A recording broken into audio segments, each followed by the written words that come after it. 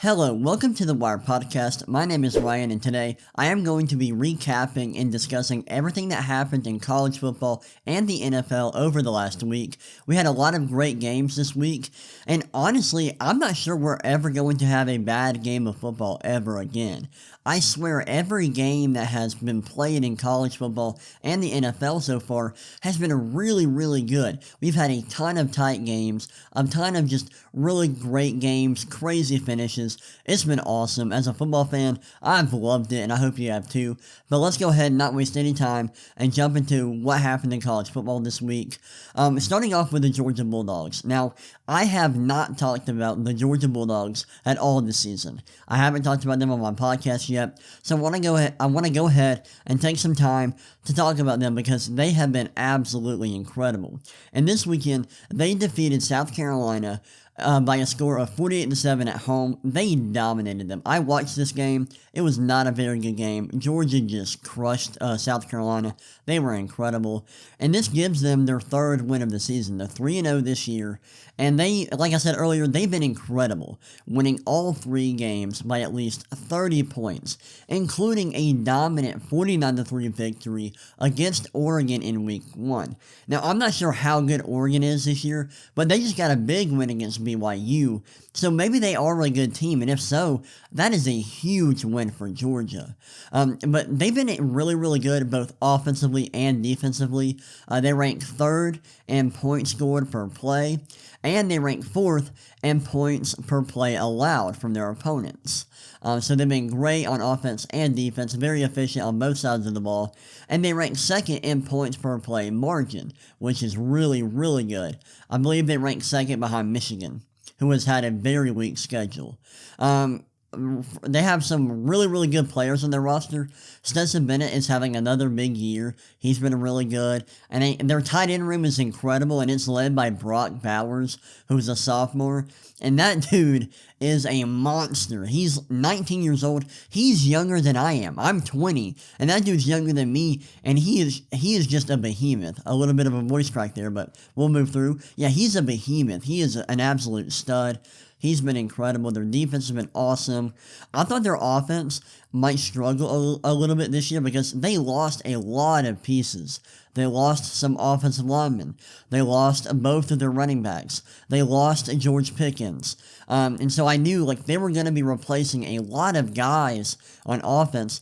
And I thought, maybe they take a step back. Maybe Stetson Bennett isn't able to thrive in this different situation, but that hasn't been the case. They've been very good offensively, and Stetson Bennett has honestly just been better than ever before. He's been really good this year, and the Bulldogs are dominating, and I think they are just quite easily the best team in the country right now. I don't really think it's close. They've been dominant. I know that their schedule hasn't been super hard yet. They haven't really played an elite team so far, but they've been dominant against the teams they've played, and they have a big win against Oregon, in which they won by 46 points. That is insane. They're an elite team, and I think they are the best team in college football. And I think it shows up in the stats. They rank number one in a lot of advanced stats, including ESPN's FPI or Football Power Index, which measures teams' efficiency on offense, defense, and special teams. And they rank number one in team rankings, predictive rankings. So there's a website called Team Rankings, and they have a metric, which is basically a predictive ranking for each team. And Georgia ranks number one in that stat. So they rank number one in these important metrics. And like I said, the results speak for themselves. They've been dominant. They're 3-0. They're winning every game by over 30 points. They're just a dominant team, and they're really good. They're really good on both sides of the ball. And I think they are going to be. They're likely going to win the national championship if they keep playing like this. It'll be interesting to see how they play against teams like Kentucky and Tennessee. I'm really interested to see that Georgia-Tennessee game because Tennessee has a high-powered offense. And I think it would be very interesting to see Georgia go up against Alabama, which they likely will in the SEC championship. Just to see Georgia go up against a high-powered offense, that'll be really interesting to see how their defense fares in that kind of matchup. But right now, Georgia's playing extremely well, and they are taking over college football right now. All right, now let's move on and talk about Penn State dominating Auburn for a huge win on the road. This weekend, Penn State dominated Auburn. They destroyed them, winning 41-12 in Jordan-Hare. This was a huge win for Penn State. This was actually a competitive game in the first half. Penn State was up 7-3 after the first quarter, and then they took a 14-6 lead into halftime. Now, the second half was all Penn State, as they went on a 27-6 run to win by 29 points. They were awesome in the third quarter specifically, outscoring the Tigers 17-0 to go up 31-6. And this was a huge win for Penn State, as they are now 3-0, coming off a road win versus an SEC opponent.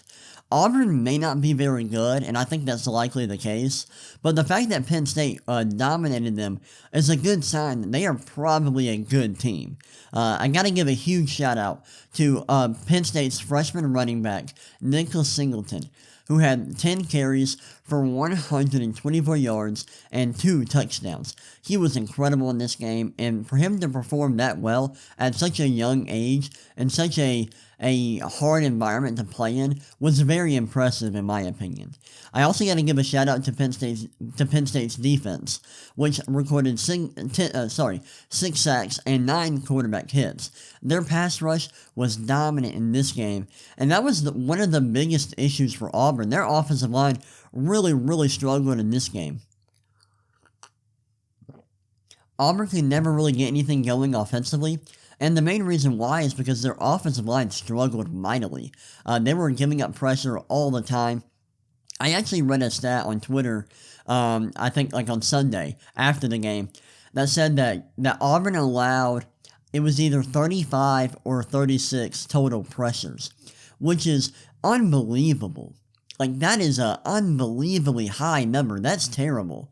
Auburn's got to clean it up on their offensive line. And I want to talk about Auburn a little bit. I'm not sure if you can tell, I'm an Auburn fan. I've worn Auburn shirts in videos I've made. I have an Auburn poster. You can probably tell, I'm an Auburn fan. I'm a diehard Auburn fan. So I want to talk about them a little bit, talk about why they struggled. And I think, the biggest reason why they struggled offensively is their offensive line, but also because we're just not very good, and we don't really know who our quarterback is.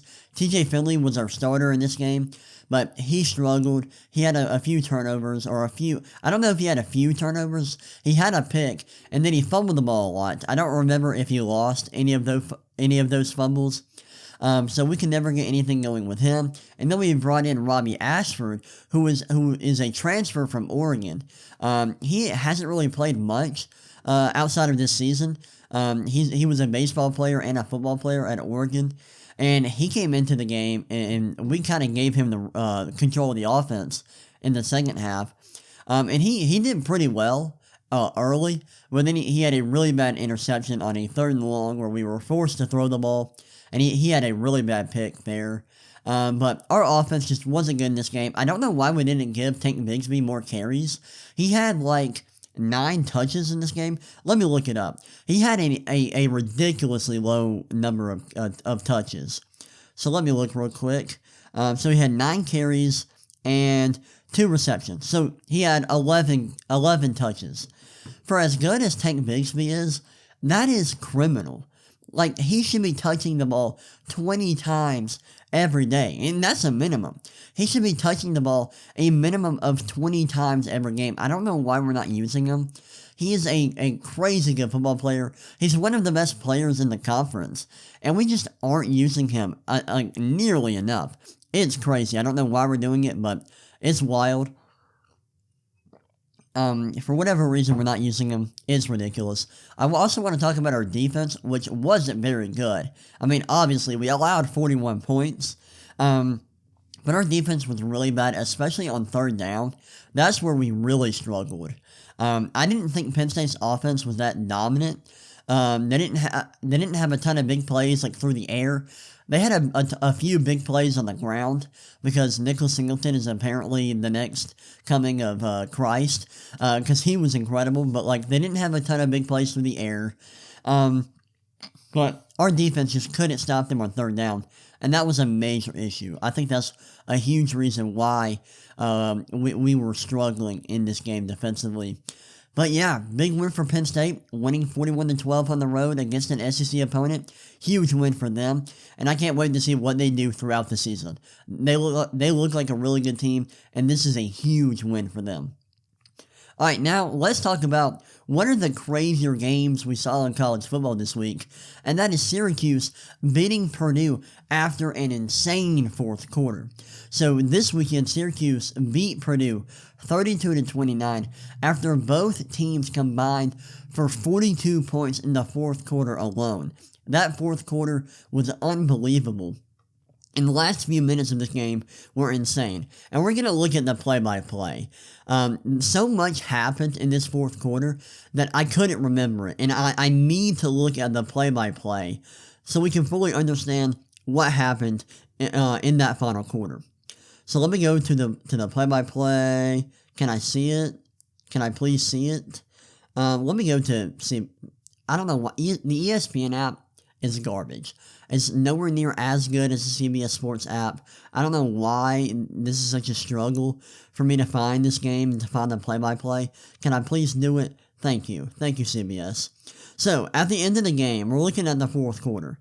So, at the beginning, Syracuse scored a touchdown to make the score 18-15. And I'm trying to see, did they take the lead? I think they took the lead. Actually, I think they made it. No, they were still losing at this point. Losing by 3. And then they threw a pick 6 to go down 25-15. Which was crazy. No, sorry. Am I tripping? I'm tripping. Syracuse was up 18-15 on that touchdown. Then they scored a pick 6 to go up 25-15. Then Purdue scored a touchdown to make the score 25-22. Then Syracuse punted. And then Purdue drove down the field, had a chance to tie the game, but they missed a field goal. And so they were still down by 3. And there was only a few minutes left in the game at this point. And so Syracuse had a chance to run the ball a few times, drain some clock, maybe end the game here, or potentially, maybe they would have to give up the ball with only a few minutes left. But neither of those things happened. They had a 3 and out and had to punt the ball right back to Purdue, and Purdue took advantage of that. And they went down and scored a touchdown to go up 29-25. And there was a short amount of time left in the game after this. There was only 51 seconds left, and I was watching the game at this point, and I thought the game was over. I thought there's no way Syracuse is going to come back and score. I would be really, really surprised. But that's what they did. They drove down the field, and they scored a touchdown to win 32-29. The end of that fourth quarter was absolutely ridiculous. It was insane. A lot of back and forth there. But yeah, it was crazy. The fact that Syracuse won is pretty surprising based on the stats. Looking at the team stats, Purdue had 486 total yards of offense, and Syracuse had 306 total yards of offense. So Syracuse got outgained offensively by 180 yards. That's pretty surprising that they won. And I'm trying to see, did they have any turnovers? Purdue did have one turnover, that pick 6, and that kind of changed the game at the end of the fourth quarter. I know after that they had a back and forth, but that turnover made it a double-digit game in favor of Syracuse. So that just shows you how important turnovers are, or how big they are, and how they can change the tide of a game. I want to talk about some individual performances from this game, and I want to start off with Syracuse, and start out with one of their receivers, Oronde Gadsden, who was really, really good in this game. He had 6 receptions for 112 yards and 2 touchdowns. He was really, really good. Besides, other than him, not a lot of players were that great in this game. For Syracuse, Garrett Schrader, their quarterback, was pretty good. He had 17 carries for 83 yards on the ground. Also had 181 passing yards, 3 touchdowns, 0 interceptions, and only had 1 sack. So he was decent. I want to talk about Purdue, though. They had a few strong performances from their starting quarterback and one of their top receivers. Aiden O'Connell was awesome, throwing for 424 yards, 3 touchdowns, and 1 interception. And then their top receiver, Charlie Jones, was absolutely ridiculous in this game. He recorded 11 receptions for 188 yards and 1 touchdown. He was awesome. Another guy, Payne Durham, their tight end, he was pretty good. He had 8 receptions for 71 yards and 1 touchdown. He was pretty good. But yeah, this was a wild game with a crazy ending. We saw some pretty good individual performances in this game. But yeah, the ending was wild, and this was one of the best games we saw in college football this weekend. Alright, now let's move on to one of the other crazy games we saw in college football this weekend, and that is App State shocking Troy with a last-second Hail Mary. This was a wild game. App State beat Troy 32-28, and heading into this matchup, App State was a 2-touchdown favorite, but Troy made this a tight game the whole way through. Troy was actually ahead 21-14 at halftime of this game, but the Mountaineers outscored the Trojans 10-0 in the third quarter to take a 24-21 lead going into the fourth quarter. Troy scored a touchdown early in the fourth to go ahead 28-24. Then something weird happened.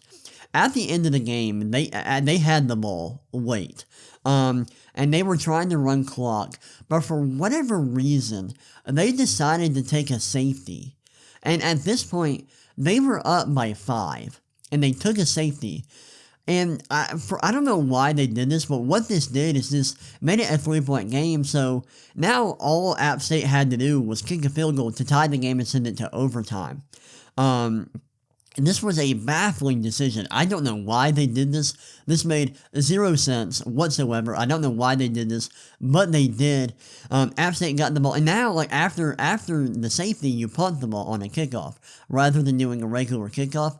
So App State got good field position, and something wild happened here.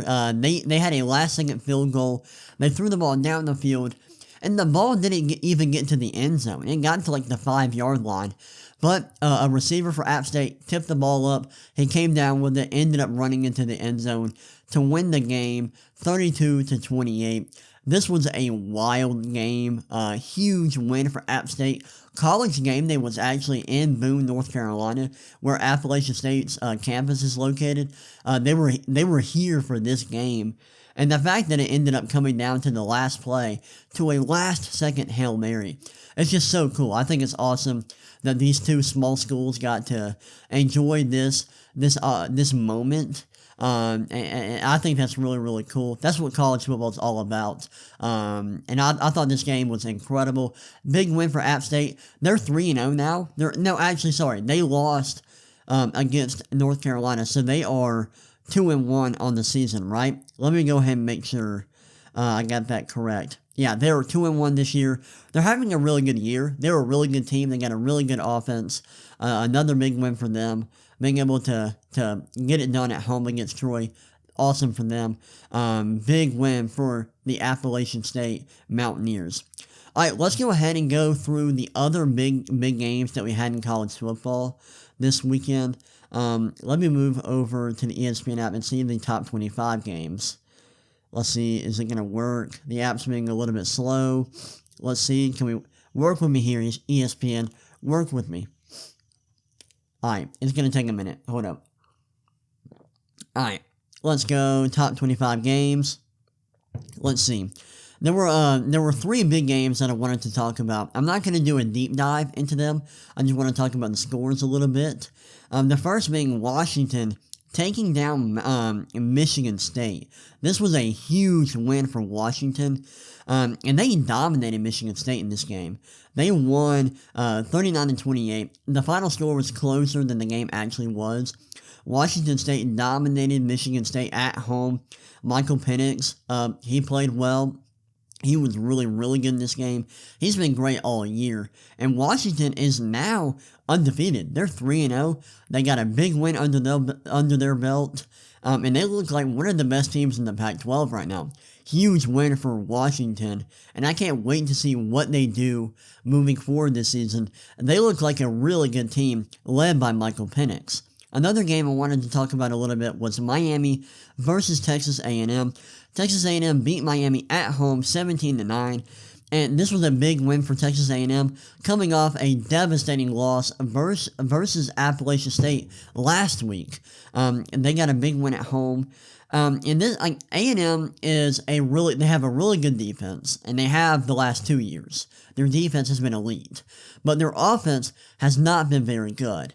And they just aren't a great team. They're a good team, but not a great team. And the fact that Miami lost, despite only allowing 17 points, is kind of embarrassing. Like, come on, Miami. They couldn't score over 10. They couldn't even score double digits in this game. Come on, Miami.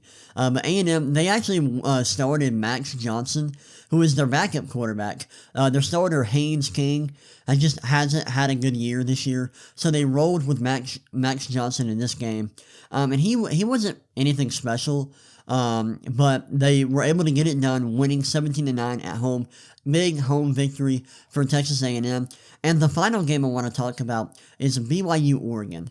This was probably the game of the week heading into it. We had number 12 BYU taking on number 25 Oregon.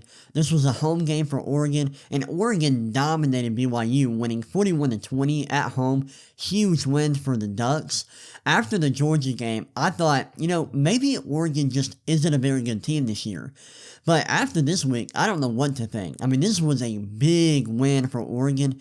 BYU was looking like a very good team, and Oregon just dominated them at home.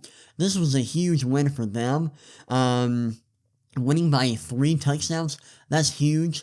So shout out to Oregon getting a big win at home over BYU. And now they look like one of the better teams in the Pac-12. The Pac-12 actually looks pretty decent this year. We got USC, Oregon State, Washington State, Oregon. Like, we have a ton of good teams. Utah, they're still a really good team. The Pac-12 looks like they might be legit this year. They may not be the worst conference in the Power 5. But that's all I have to say for college football this week. Had a lot of great games. Actually, before I move on to the NFL, do want to say we have big news coming out of Arizona State. Herm Edwards, the head coach for Arizona State, has been fired. That news came out earlier this week, so I did want to mention that. If you didn't know that, now you do. But yeah, that pretty much is everything I wanted to talk about regarding college football. Now let's move on to the NFL. And starting off, I want to talk about this crazy Chargers-Chiefs game. And the Chiefs game on Thursday last week, the Chiefs took down the Chargers with the help of a late pick six. This was a big win for the Chiefs. They won 27-24. This was a big win for them. This was a really good game with a crazy ending. Late in the fourth quarter, the Chargers had the ball near the goal line with a chance to take the lead as the score was 17-17. Unfortunately, Justin Herbert threw a pick six, giving the Chiefs a 24-17 lead. This was pretty much the end of the game, but something crazy happened at the end of the fourth quarter. Justin Herbert got hurt. He fell on a guy's helmet and fractured his rib cartilage. I've never heard of this injury, but it obviously hurt him because he could barely play, but he stayed in the game. He still played. He was clearly in a lot of pain, and he ended up throwing a touchdown pass to make the game, to make this a tight game at the end of the game. But the Chiefs, they ended up going up double digits at the end of the game. They ended up going up by 10. And then the Chargers scored a touchdown in the final minute of the game to make it a 3-point game. They kicked an onside kick, couldn't recover it. and then the Chiefs ran the clock out. So I want to go through the box score a little bit, and then I'll talk. I want to go on a little bit of a rant here. It's time for a rant. It's time for me to go on a rant, but I want to talk about some individual performances. I want to talk about Mike Williams. Mike Williams was dominant in that first half. Now, I don't remember him doing a dang thing in the second half, but in the first half, he was incredible, recording 8 receptions for 113 yards and 1 touchdown. And he had some crazy catches in this game. He had multiple wild catches. He was really, really good. Justin Herbert was good as well. He had 334 passing yards for 3 passing touchdowns and 1 interception. Their defense didn't really do much. They didn't have too many crazy and individual performances. But I want to move over to the Kansas City side and talk about some of their guys who played well. Patrick Mahomes was okay in this game. He had 235 passing yards, 2 passing touchdowns, and 0 interceptions. One thing I want to mention is that both of these guys, Justin Herbert and Patrick Mahomes, had a lot of bad throws in this game. They had a ton of bad decisions. They could have thrown a lot of interceptions in this game, but they ended up only throwing 1 pick, and that was that pick 6 that kind of sealed the game late in this game. But the decision-making from these two quarterbacks was honestly terrible in this game, and that's something I wanted to point out. I wanted to talk about Chris Jones a little bit. He was incredible in this game. He had 2 sacks. I wanted to see, did he have any quarterback hits? Let me see. Come on, ESPN. Let me see. Let me go to the Thursday night game real quick. The CBS Sports app does not have quarterback hits in their box score. Let's see. Chargers, Chiefs. Alright, so in this game, Chris Jones, like I said, he had 2 sacks. I mentioned that. And then he had 2 tackles for loss, 1 pass defended, and 2 QB hits. What a strong performance from him. He was incredible. He was easily the best defender on the field that night. He was incredible. Did a great job of rushing the passer in this game. He was awesome. And this was a great game to start the week off. A big win for the Chiefs. They're 2-0 in the season, and this was a big win, especially considering that the Chargers are a divisional opponent. It's a big win for them. I mentioned that I wanted to go on a little bit of a rant here, and I do. I got to talk about Brandon Staley. So, we all know who Brandon Staley is. And we all know that he is famous for being super aggressive. He loves to go for it on 4th down. He's super aggressive, very analytical. And last year, it was like, he made it known to everybody. In that game against the Chiefs late in the year, he went for it on 4th down like 5 times. He even went for it on a 4th and short, deep in his own territory. I think they were on like the Chargers 20-yard line. And they had a 4th and short, and they were down by, I believe, 3 at that point, and he went for it. And so he's just a super aggressive coach. And in this game, he wasn't. He was very conservative. He had a lot of opportunities where he probably should have gone for it, where it was like an advantageous spot for him to go for it. And he did it, and he ended up punting. And I was just disappointed. And like, there were multiple situations where he was like, either at the 50 or maybe at the Chiefs' 45-yard line with like a 4th and short. And those are opportunities where you probably should go for it just to make the most of your drives and to give yourself more scoring opportunities. But he punted, and he did go for it 2 times. I will give him credit for that. He did go for it on 4th down twice, and he got it both times. But I think he had more opportunities to go for it, and he didn't take the opportunity. And I think it hurt the Chargers in this game, because the Chargers were rolling early in this game. They got out to a 10-0 lead, and I think if, let's say the Chargers are able to extend some of those drives and put the ball in the end zone, then this game has a totally different outcome. But he didn't give them that opportunity because he punted the ball away. And I was very disappointed to see that. And this leads to a big issue I have with football coaches in general. I think football coaches are way too conservative. They are not aggressive enough. And coaches, I think, should go for it on fourth down way more often than they do. I think we saw this was a huge issue for the Falcons in Week 1 against the Saints. They had multiple opportunities where they could have gone for it late in the game on fourth and short in Saints territory, and they ended up punting. And all that did was just give the Saints more opportunities to come back in the game. And the Falcons could have easily ended the game if they just would have gone for it on fourth down and gotten it. But they didn't take that chance. And there's obviously risk there. You've got to look at the risk reward. Is the risk great enough? Or is the reward great enough to take on the risk? You got to look at that. You got to analyze that. But I think coaches are punting way too often. I think coaches will go for two more often than they do, and I think when they go for two, they should go for two earlier than they do, and not wait until the last possible second to do so. And I know those are very analytical ways of viewing the game, but I think they make sense, and I think there is clear evidence that that is the way to go. And honestly, I just think football coaches are too conservative, and too often, coaches make very bad decisions. Football coaches are some of the worst decision makers in the history of the world. Just being completely honest, if you want to see a bad decision, go watch a football game, and you'll probably see one made by a head coach, because head coaches just, for whatever reason, make terrible decisions all the time. I was watching a college football game this week. I was watching Western Kentucky and Indiana, and at one point, Indiana has the ball late in the fourth quarter, and they're down by a touchdown or something.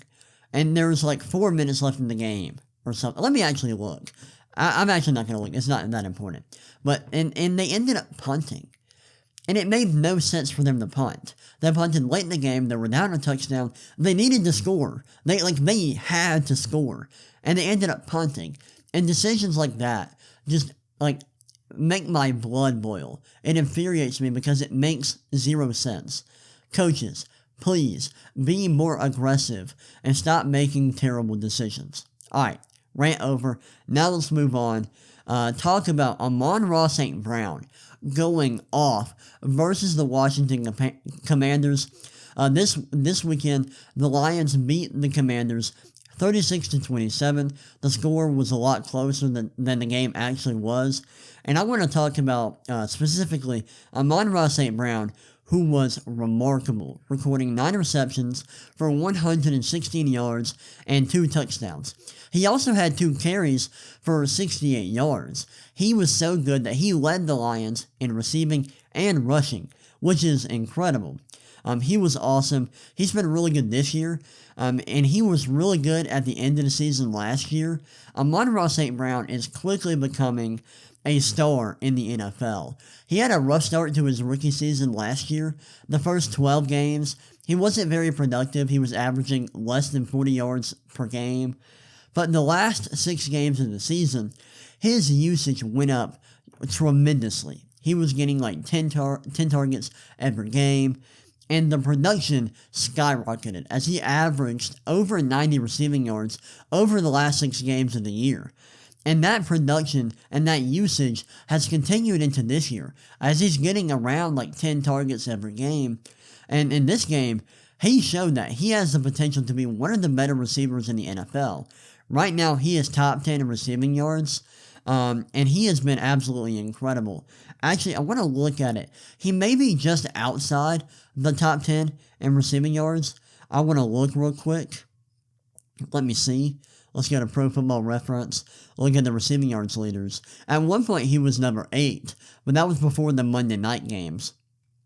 So we'll see where he stands in terms of total receiving yards. Let's look. Let's filter. So right now, he is number 10. So he is still top 10. He is number 10 in total receiving yards. And he's just been incredible so far. I love Amon-Ra St. Brown. I'm in a fantasy league with some friends from college. And it's a keeper league, and I drafted Amon-Ra St. Brown late in the draft, and I just absolutely love that because he's been incredible. And this week I had him and I had Tyreek Hill, and both of those guys went off for over 30 points. And I won despite having Trey Lance as my starting quarterback. Trey Lance got hurt. Speaking of that, prayers up for Trey Lance. He fractured his ankle. I hope he has a speedy recovery from that. That was an awful injury. But yeah, Amon-Ra St. Brown, he's been awesome this year, and I love him. I think he is just so good. Another guy I want to talk about for this game was Aiden Hutchinson, the rookie edge rusher who was unreal. He had 3 sacks, 2 tackles for loss, and 3 quarterback hits, all coming in the first half, or at least the 3 sacks. He had 3 sacks in the first half. He was just absolutely incredible in this game, super productive. Shout out to Aiden Hutchinson. This is the kind of performance that'll get him the Rookie of the Year, the Defensive Rookie of the Year. What a strong performance from him, and what a strong performance from the Lions. They just dominated the Commanders. Like I mentioned earlier, I know the score was tight, but this was not a tight game, and they dominated the Commanders. They were awesome. Alright, now let's move on to arguably the game of the week, as the Dolphins shocked the Ravens with a wild fourth quarter comeback. So the Dolphins beat the Ravens this weekend, winning 42-38. The Ravens were rolling for most of this game, as they had a 34-14 lead in the third quarter. The Dolphins proceeded to go off though, scoring 5 touchdowns for 35 points in the second half. They were actually down 38-35 in the last minute of the game before the Dolphins drove down the field and Tua threw the game-winning touchdown to Jalen Waddle. Now, I want to look at the box score real quick because Tua, Tyreek, and Jalen Waddle combined for a ridiculous day. They were crazy good. Let's look at the box score real quick. Let me pull it up. Let me find it. So, let me talk about Tua real quick. Tua was incredible. He threw the ball 50 times, and he had 469 passing yards, 6 touchdowns, and 2 interceptions. And then Tyreek Hill and Jalen Waddle were just absolutely ridiculous. Tyreek Hill had 11 catches for 190 yards and 2 touchdowns, and Jalen Waddle had 11 catches for 171 yards and 2 touchdowns. Both of those guys went off, and they destroyed the Ravens secondary. They were incredible. This was a very strong performance from them. Shout out to those guys. They were incredible. And the Ravens, they had a couple strong individual performances as well. They scored 38 points. Their offense was very good in this game. Lamar Jackson was great. He had 318 passing yards, 3 touchdowns, 0 picks, also got sacked 0 times. He also added 9 carries for 119 rushing yards and 1 rushing touchdown. He was great in this game. Rashad Bateman, the second-year receiver, played very well. He had 4 receptions for 108 receiving yards and 1 receiving touchdown. He did have a long touchdown, a 75-yard touchdown that he scored early in this game. He had a slant, which he took 75 yards, and that, the speed that he showed on that play was ridiculous. I didn't know he had burners like that. That was very impressive. And then Mark Andrews played good as well. He had 9 catches for 104 yards and 1 touchdown. He was very good. There weren't too many great individual performances in this game. I'm trying to see, did anybody have any interceptions? Marcus Williams had 2 picks, so he actually had a strong performance for the Ravens. He was good. But nobody for the Dolphins really played particularly well defensively. But this was a crazy win, a crazy comeback for the Dolphins, and a big win for them. They're undefeated, right? Yeah, they are 2-0 on the year, with a big win versus the Ravens, and they had a big win, a big divisional win in Week 1 as they beat the Patriots. They actually dominated the Patriots in that game. So shout out to the Dolphins. They're having a great start to the year, and this was a massive win for them. Alright, now let's move on and close out this podcast by talking about the Cardinals, who took down the Raiders in an overtime thriller on Sunday. This was a crazy game. The Cardinals won 29-23. The Raiders were running the show in the first half as they led 20-0 at the half. However, the second half was all Cardinals as they went on a 23-3 run to send the game to overtime. The Cardinals' last drive was insane as they scored a touchdown on 4th and goal and then converted a 2-point conversion to tie the game. In overtime, the Cardinals actually got the ball first, but they failed to score. They had a third down at one point. Was it third down or fourth down? Let me look real quick. I'm trying to remember what down it was on that play. Let me see. Let me find it. All right, so I got the play-by-play. Let me see. So it was actually 4th and 1. So they had a 4th and 1 on their first possession of overtime, and they threw the ball deep to Marquise Brown. And Marquise Brown had the ball in his hands, but he ended up getting hit late, and he dropped the ball, leading to a turnover on downs.